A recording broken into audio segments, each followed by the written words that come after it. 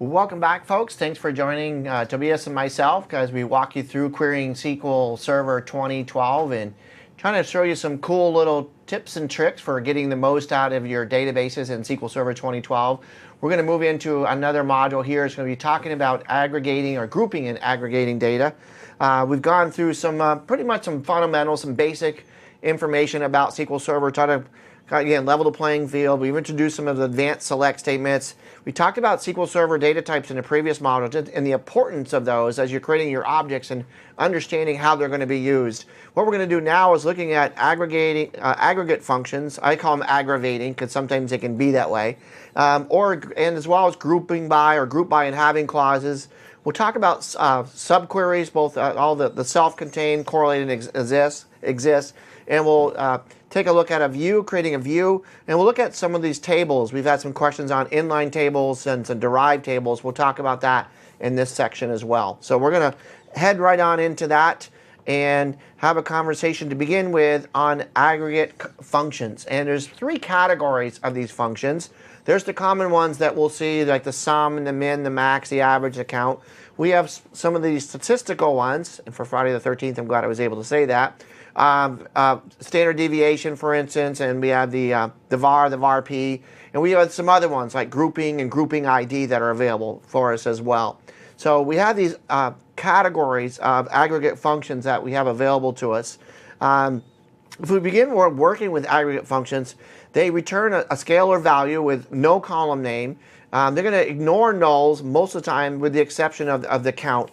They can be used in the select statement, the having, and the order by clauses. They're frequently used with the group by clause. We have an example of a select count, distinct sales order ID as unique orders, and we have average unit price as a column name, minimum order quantity, and we have maximum line total for a particular line item. And we're retrieving this information from the sales order detail table. And as you can see, an example of the results are on the bottom here, where we have 31,465 unique orders. The average unit price is $465. We're getting that from the average there. The minimum order quantity is 1. I would hope there not be a detailed line order detail for a 0 order quantity, so I was glad to see that as 1. And then the max line total is 27,893.619000. So we did get a retrieval of content from, and this contains 4 aggregate functions within one statement, which makes it nice that we can summarize that content and kind of give us a display instead of looking at 31,000 records plus to determine what's going on with the number of items in that details table. The distinct clause, we talked about that. We've introduced that a couple times with aggregate functions, provides you that summary of information. It aggregates, and during the aggregation, it eliminates those duplicate values, not rows, but it eliminates the information that would be normally provided. And we have an example here. Again, we're doing a count on distinct customer ID, and we're using that information, and then returning information about the salesperson ID, the order year, all customers, and any unique customers. So we're trying to find out per salesperson how many customers they have as a whole, and per year how many unique customers they had. So this is what the query will do for you with this aggregate function using the distinct clause. Okay, I'd like to just show something here to kind of disambiguate a little bit between the various things you can use. And again, I apologize for what my... Your monitor freaking out. Yeah. It's like, come back. I logged out and then it was all fine. Okay. So just looking at this distinct and aggregates and group by. So let's say I just get all orders, right? There we go. Okay. Now I want to get, let's say what I want to get is I want to get really maximum of 1 order per customer. So I'm interested in this distinct thing per customer. So I can try and just calculate it. So I'll just do count distinct customer ID. So now we'll know, okay, this is how many customers are referenced in this table. Okay, so 19,000 something. What if I now want to have 19,000 rows returned, but I want the customer, so 1 order per customer. Right. But I also want other information. So I can try and do group by, and I'll say, okay, give me give me everything, and I want to group this by customer ID. Well, this doesn't make a lot of sense, right? Because now you're saying calculate some aggregate for every customer. So I'm expecting to get one row back per customer, but we're returning details, right? We're not using aggregates. So I could then say, okay, give me just customer ID back. And now I'll get just the customer ID, and I can say use an aggregate like count star or something to get the number of rows. But I want the details in this case. If I try and use distinct over this, then I obviously do distinct over the entire row. What I can do is use this row number thing that's very interesting for this problem. So again, what I'm after is give me one order per customer back. So basically the first or last order for every customer, but I want all of the order details. So I'll say select star from sales order header, and I'll say, okay, please calculate now the row number over partition by customer ID.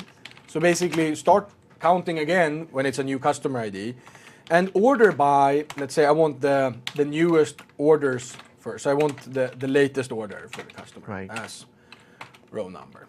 Okay. So this will just execute and calculate the row numbers for me. Now, what if I just want to have now the first for every order? You would say something like, well, give me where, because I know I can't say where RN, because that's not defined yet, right? So I'll say, okay, where row number blah is equal to 1. Well, it gets me an error back. Yeah. Why? Well, because row number and all of these ranking functions in aggregate, all of these ranking functions, they are calculated at select time, right? So in the where clause, we have no idea what this row number means, because obviously if I change the where clause and if I say where, that's fat fingers. I don't know what that was. If I now say, sales order ID is less than 1,000, that will be part of the query. Now the row numbers change, right? They're based on this filter. So what I can do instead is I can say select star from this set, and now Rn exists, right? So now I can say where Rn is equal to 1. So what does this mean? Well, it means get me all of the orders, calculate the row number for each order per customer, right? And then give me only the first. So this means give me only the first order for every customer. And now I should get this 19,000, we can see down here in the lower right-hand corner, 19,119 rows back. Right. So that's an interesting thing from this. One is using window functions, row numbers in this case, as well as what does distinct mean and what can you accomplish. So it very much depends on what you're after. If you want to use distinct, count distinct, or something such as row number to grab the latest orders. If, let's say I wanted to get all orders that are made in the same day. Now row number, if they're made in the same day, they will get different row numbers, right? 1 and then 2, 3, 4, even if they have the same value and randomly in the order we find them. But if I would say rank, now I would get multiple orders or rows, because I will get for all of the orders that have the same order date, they will come back with the same rank. So rank 1 can now be multiple orders. And in this case, let's see if there's this case. Yeah, so now I got a few of them are on the same day. Yeah. So 19,127 rows back. Very cool. All right, so we get the group by and having clause that we're going to be working with, and this is going to kind of, again, we're working with the aggregate functions and ways for us to create summary data and get that summary data. So we're going to continue on talking about the group by and the having.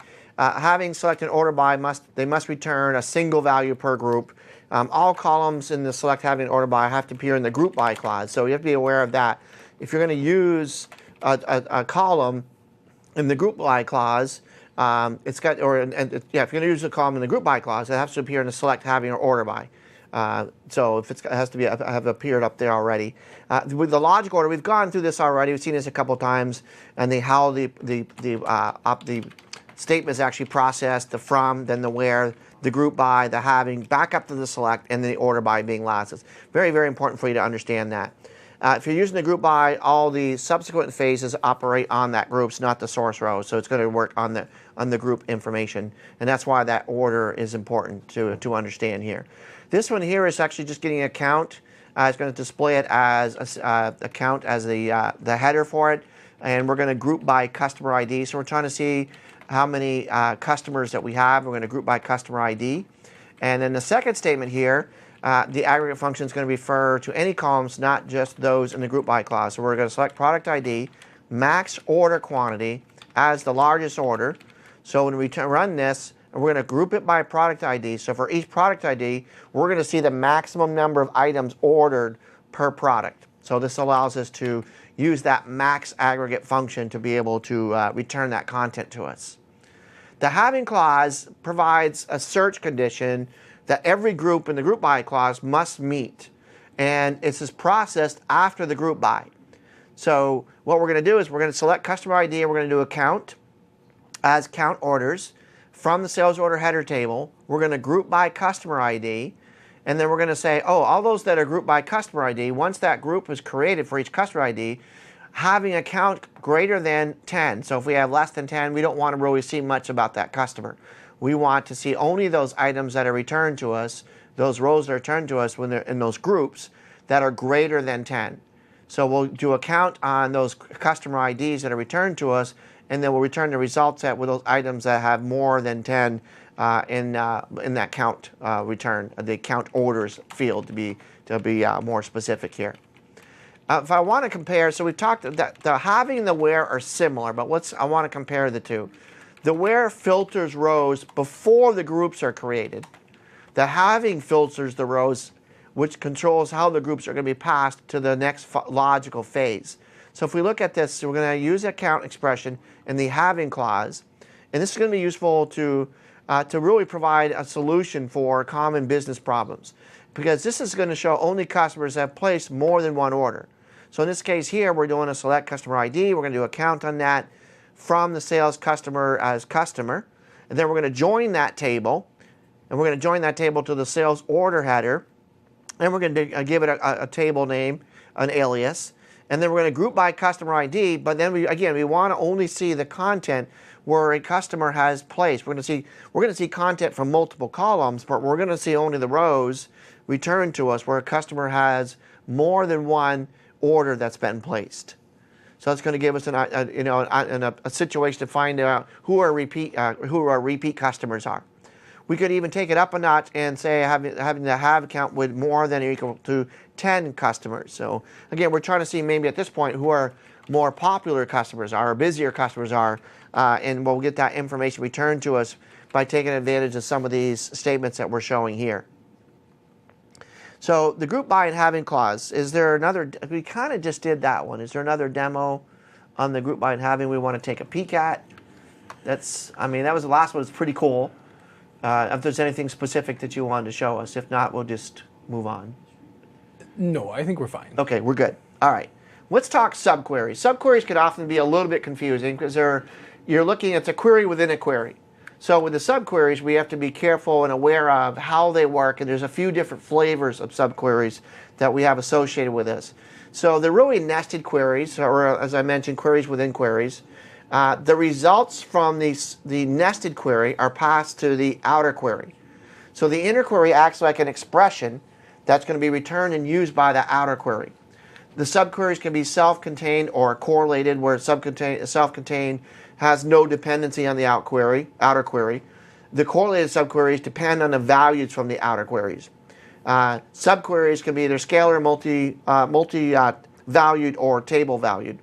So we'll take a look at a scalar subquery here. We're going to do a select order ID, product ID, unit price, order quantity. From the orders detail, where the sales order ID equal, now we're going to use the subquery select max sales order ID, and we'll return that in the column called last order, and we're going to get this information from the sales order header. So what this is going to do, it's going to query the sales order header. It's going to look for the max, an aggregate function max for a sales order ID, and it's going to return that as the last order, and we're going to see what information on the last order that was just processed. And as you can see from some additional information, if the inner query returns an empty set, the result is going to be converted to null. And the construction of the outer query determines whether the inner query is going to return that single value. So we actually have that. We had sales order ID, product ID, unit price, and order quantity, where sales order ID equal, and then we have the subquery, which is going to return and determine what that sales order ID is, so it can process that order ID. Now with multi-valued subqueries, this one's a little off keel here. The multi-valued subquery returns multiple values as a single column set. So what we're going to do is we're going to use the in clause here. We're going to go and query the sales order header. We're going to where customer ID in, well, in what? Well, we're going to perform another select statement. Select customer ID from sales.customer where territory ID equal 10. So now we're going to return content, or the outer query will be performed based on the idea of what customer ID or territory ID equal 10. So it's going to return that content for us, or that perform that query for us based on that subquery. The keyword exist also could be used, or not exist, as you can see here. This is select customer ID and person ID from the sales customer, and we're going to rename that as cust. Where exist, what exists? Well, we're going to do a select asterisk. We can't use column names when we're using the exist. We have to use the asterisk, or return all columns. From sales.salesorder header as ord, so for order, where cust.customer ID equal order.customer ID. So we're going to do a match on customer ID from the two tables in the subquery. If it exists, then we're going to return that content to the outer query, and that content will be displayed. The customer ID specifically and the person ID will be displayed that way. And we can flip that around and do a not exist as well. And both of these will provide us information regarding the exist, or regarding the content that's returned from within that query or that subquery. All right, a demo using subqueries. Let's jump out here and take a look at just a couple of those items that we just looked at. We'll jump back into SQL Management Studio. We're in Module 4. I'm going to close this out here. And let's open up one of my other items here. And so here's a couple items here. So this uses, that's the one that we had shown that uses several of those different, that has the count, the average, the min, and max. So we can execute that here, and you'll see it comes back with unique orders, 31,465, average price, min order quantity is 1, and the max line total for a particular order was 27,893.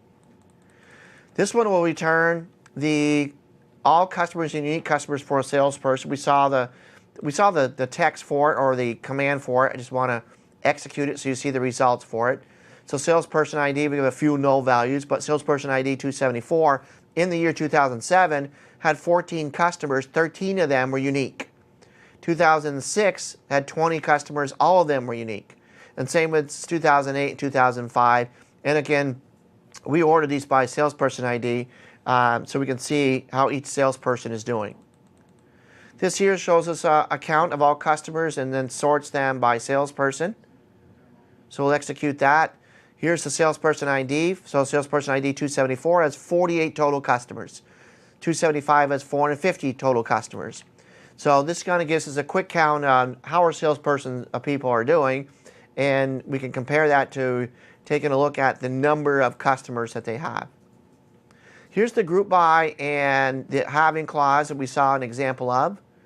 We'll go ahead and execute that. Here's the customer ID, and we're ordering it by count orders instead. So customer ID 11091 has 20 orders that we have, and we're just doing the count. And we're only looking for those items greater than 10. Again, we're looking for our more popular customers, the ones that have at least 10 orders in this particular situation right here. Here's the information. It returns information about the last order that was submitted. We saw the query for this. We're going to execute this now. And they're saying the sales order ID 75123 was the last order that was submitted. There were 3 products that it ordered. The unit price of each of them was $21.98, $159, and $8.99, and they ordered 1 item. So this is the last order that was submitted by and the sales order ID was 75123. They ordered 3 different products, the price for those products, and the quantity of those products that they ordered. Didn't spend a lot of money there, unfortunately. This one's going to return all the sales orders for each customer in territory 10. So now we're going to narrow it down to a specific territory. We want to see what's going on in a specific territory, maybe with a sales manager in that territory. So customer ID 20042 has a sales order ID 43708. So it's going to return information. We could add additional information here. Notice it's returning 3,200 rows. And so this would give us information specifically about a territory. In this case here, territory ID number 10. We're going to look at each customer and each sales order ID associated with each customer to find out what kind of activity has taken place in territory number 10 and only in territory number 10. And again, we could have swapped that out and used additional territories by changing that clause up there. This is going to display the person ID for every customer who has placed an order. This is that exists clause. And we'll go ahead and execute that. So customer ID 1100, the person ID was 13531. So every person, this is the person ID associated with the customer ID for each customer that has placed an order. The exist says an order had to be placed. So a record has to exist in the sales order header number or table in order for them to be returned here. And you'll see we have 19,000 rows available for that. And that's getting ahead to the next section. So this is different ways for us to be able to query content. Specifically, we're trying to use content that is Brian, a subquery. Can I show a demo? Yes, absolutely. You could show a demo. In fact, the demo slides up just for you. Oh, wonderful. Okay, so I was just sitting here tinkering and thinking, so I thought we should show something. And also looking at some questions being asked. So I wanted to just show this example of derived table and what we also call common table expressions that can be super useful. So actually, let's just take the example that I showed before with row number. Okay. So we can just start with that and just copy this thing over. So again, this is called a derived table. So basically, it's a set that you query from. So you use the subquery in the from clause or the join clause for that matter. So you can say select from a table, inner join, left join, derived table. That works perfectly. And in this case, this was practical for us to figure out get us these orders based on or the first order for each customer. There is another way of writing this, which is also very useful, which is using a common table expression. What the problem a little bit with this is, if you write a big query now, you can imagine how it can look something like this, right? Pretty complex. Exactly. Yeah. So if you're trying to make sense of it, that can be somewhat tricky, right? So instead of doing that, you can use this common table expression thing. So in that, you declare these views, if you will, or derived tables or common table expressions first. So I can say with A as this is my set called A, and I can just copy this thing in there, and now I have A available to me, and then I can do my select star from A, and where row number is equal to 1, or rank in this case, since I'm using rank. And it's exactly the same thing. There's no performance difference or anything like that. But you can imagine now, if I have a lot of these, right, you would have something that looks like this, and with commas up here just separating the sets. Now my query itself is pretty simple. I would, I will join A with B on something, and then I will do left join this with this other thing. So it becomes a lot easier to follow the logic of the query if you write it like this rather than as a derived table. So let me show you an example also of this with group by. So let's say I want to calculate orders, number of orders per customer, this very simple thing. So customer ID, comma, just count star. So just number of orders per customer.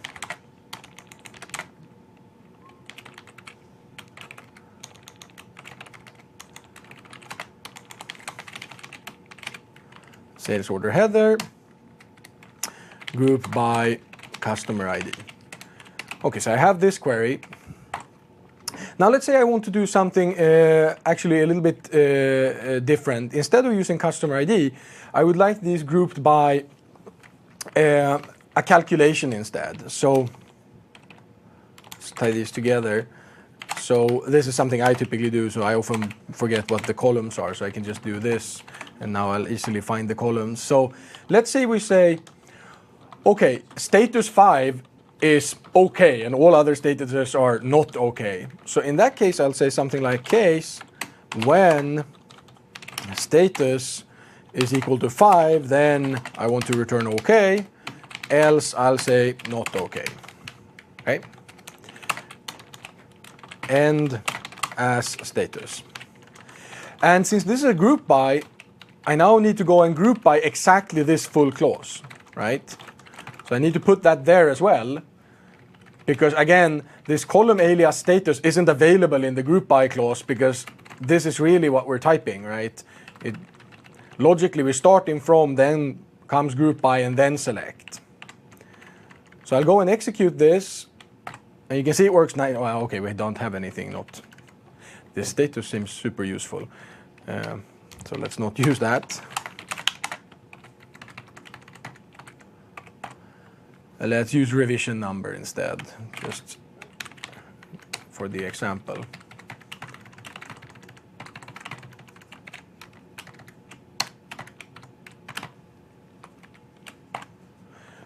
Okay. Oh, sorry. Is equal to 3. That's this case. Ah, there we go. Okay, and some not okay. Now this is obviously somewhat irritating that you have to repeat the case expression. But with a derived table or a common table expression, I don't need to. I can say with a as, I define the expression, and then I don't have the count here anymore. This is just this is the full set that I need, right? So I can do a select star from A, which works fine. I get all of the rows back.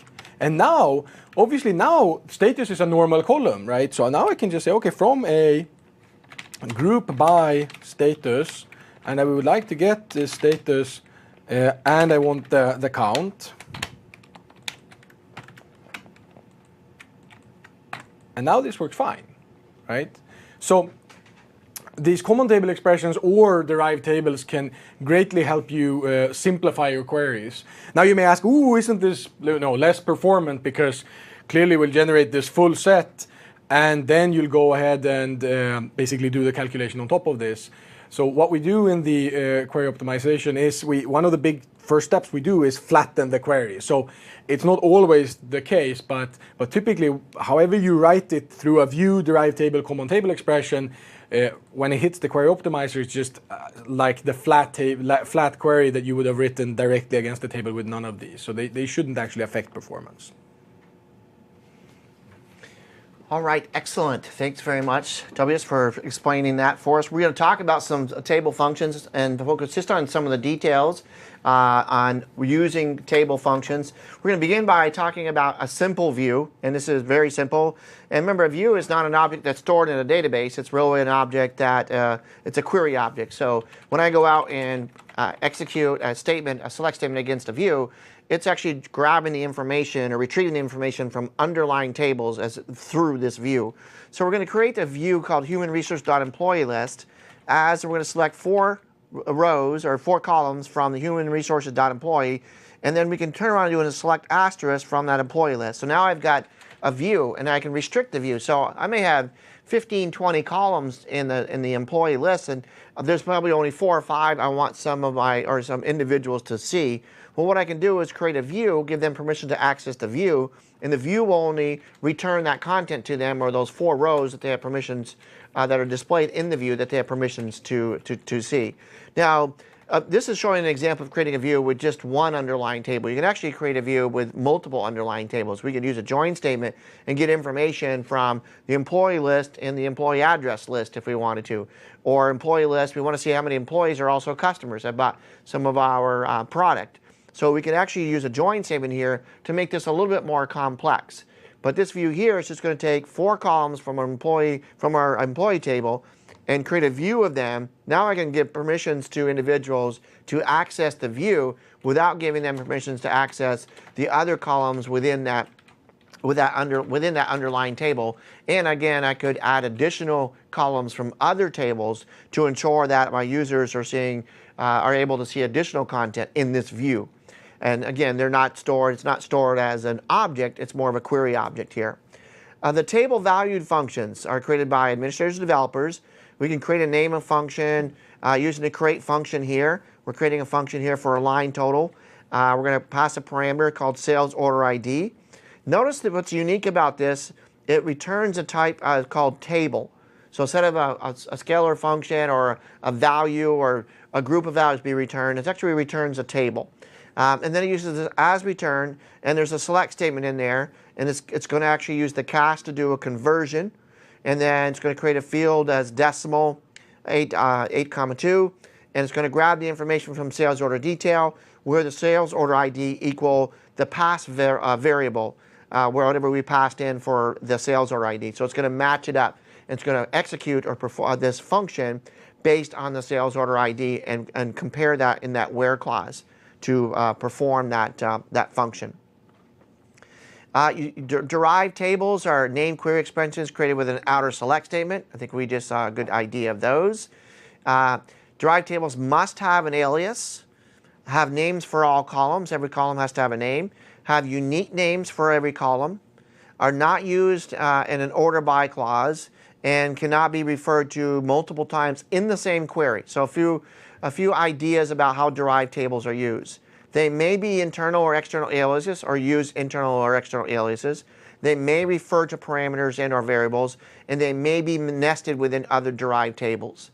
So there's some restrictions and there's some limitations that you should be aware of when you're looking at the use of these derived tables. We can pass arguments to derived tables. We're going to declare a variable here called empid of int type with 9. We're going to select order year. We're going to do a count distinct as customer count. And then we're going to perform the query, select year as order date, and then select year, a portion of the order date as order year, customer ID, from the sales order table, where empid equal to past empid with the declared variable. And we're going to set this up as a derived year, and then we're going to group this by order year. And this will give us information about the order year on the distinct customer IDs and the number of items that customers purchase for a particular year. And we're going to pass the ID of that customer in as a variable when we run or use this derived table. Now the CTEs are common table expressions. We just got a nice demo from Tobias on this. With CTE year as, we're going to select a year, order date as order year, customer ID, and then we're going to go in, we're going to do a select order year with a count distinct customer ID as customer count from the CTE year, which is what we decided, what we defined, with the with clause, and then we're going to group by the order year. So this allows us, and again, this is the demo. This is an example of what Tobias just demoed for us just a few moments ago. Are there any other functions that you're interested in demoing in this particular module? I can go ahead and demo just table valued functions and talk a little bit about that. So basically, why would you use a view versus a table valued function? And there are two types of table valued functions. There are the inline table valued that we shown on the slide, and you can also do multi-statement table valued functions, which are a little bit more complex and you can use for somewhat different types of problems. But typically, the table valued function, it's just a view. It's a view that takes parameters, really nothing else. So it's useful for you if you want to force queries to look a certain way. And so it's fairly common that you want to say, well, if you search this table, you really should search on dates because I have an index on dates. Yeah. So as an example, we may say, okay, we want a function or a view that gives us just the total purchases per customer, let's say. And so let's just call this sales.fn customer sales. And we require you to take start date and end or pass and end date as parameters, and we'll use the data type date, and returns table. Now again, returns table doesn't mean we create some sort of table in some special way. It's no different from using a common table expression, a derived table, or a view. As return, and then we have this query. And obviously this is now stored in metadata, so that's the big difference from using the the CTE or the derived table, that now you have stored this and you can reuse it as much as you want. So we'll just do the simple thing of select customer ID, or customer ID, comma, I think it's called company name, and then just say sum of something. So from customer table, and then I'll do a left outer join, because I want to include also customers that didn't buy anything. Sales.sales order header on sales order header, customer ID is equal to customer ID in the customers table. And then I want to go and continue running into the sales order detail table to get the actual price. So where sales order ID is equal to sales order ID. And then now I want to group this by the customer. So customer ID, and I wanted to include, okay, let's say account number as well. And I want to sum the unit price, let's just say, as a simple example. And I want, if this happens to be null, if we don't find, so if there are no orders, we'll get null returned, right? So the sum has nothing to sum up. Something weird going on here. Okay, so I'll just say, if this returns null, I want a 0 returned as total sales. So we'll go ahead and create this function, and then we require this filtering. So where the order date is greater than or equal to my start date that I passed in, and order date is, let's say, less than, just to make it easy, end date. So end date is exclusive in this case, just for simplicity. So now, obviously, I force whoever is querying my function to go and use the ordered, if I have an order date index, presumably that could be used depending a little bit on what other indexes I have on the other two tables. But I'll create the function. Oops.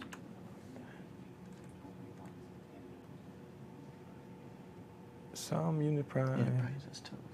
Oh, sales order ID. That's so it should be order date here, obviously.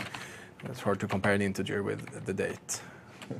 So now we have the function, and now we can just go ahead and query and say, well, I would like to get everything from here and starting with 2011, January, and less than 2012, let's say, or 2013.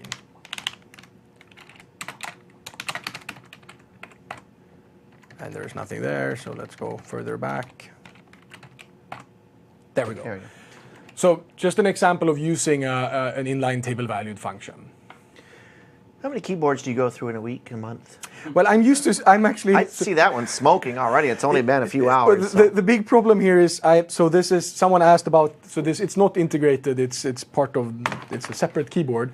But every time I go to Sweden, I always buy a Swedish keyboard. So I'm used to, I should have brought one here today, but I'm glad you didn't, because if you're typing that fast on a US keyboard, I can't imagine how fast you type on a Sweden keyboard. Yeah, and it would also be fire extinguisher over by the keyboard. Yeah, and I would say not select, but it's hämta in Swedish, and hämta står från. Yeah, it would be different, but. Well, you're doing great, definitely. My hands are getting tired watching you type, so. All right, so let's just go ahead and do just a little bit of review for this module here.